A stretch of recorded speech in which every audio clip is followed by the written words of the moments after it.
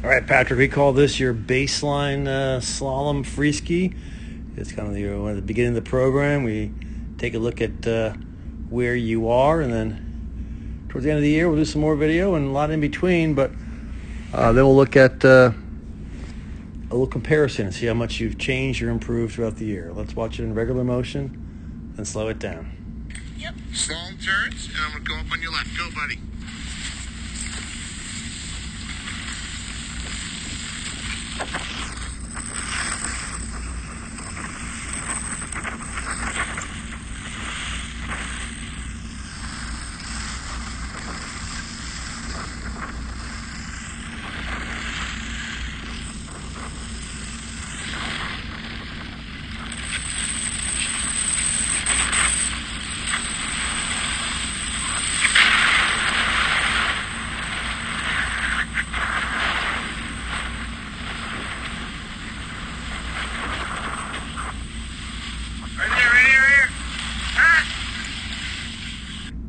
And he's off. No worries. All right, let's check it out a little slower. Send my ski in there, Pat.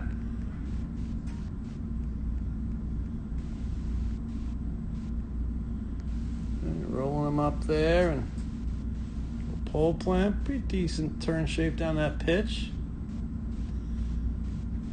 So a couple things we've got to work on, though. We need to have a really disciplined upper body. And a nice quiet, so it doesn't affect the rest of us and our stance and our balance and our skis. And one thing, the arms you want to keep out in front. You want to keep elbows in front of the body. You want to keep the hands up there, so you just really have a little tap or touch of the pole to the side or out in front there, and then pick it up, and the hands really don't move. You can see here, your hand, you pole plant and it falls back and drops. You plant and the hand drops down and back, and that kind of just throwing you into the back seat, as you can see right there. So we want to make sure we keep those out in front the whole time, so we don't plant the pole and kind of leave it in the ground and ski by it. Now, you're not leaving it on the ground, you're flicking it back. We don't do that either.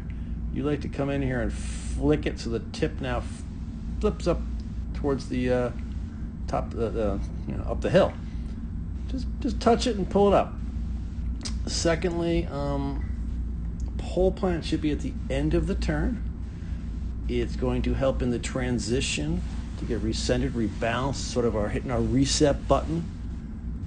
You come through here, so the turn is done. It should have happened right then, but you wait, and then it's kind of like that kind of like an old school ski school where you used to plant the pole and turn around it.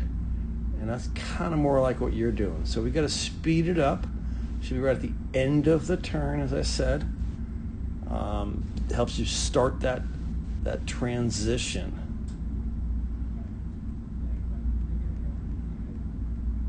But you can see kind of the movement, and it will disrupt, some of your stance. Now, normally we like to see ski racers keep our skis on the ground, but I'll give you credit for that. It's kind of cool, just jumping up. Can't blame you. Nothing better than catching air. So we got our hands to work on. We're going to think about two things here. We're going to think about hands, and we're going to think about reducing this lead change, so you can see how much your inside foot gets ahead of you in this turn. And you can see how it really sets you in the back seat. You really can't be forward. You don't have good ankle flexion when it's that inside leg is that much further forward of the outside.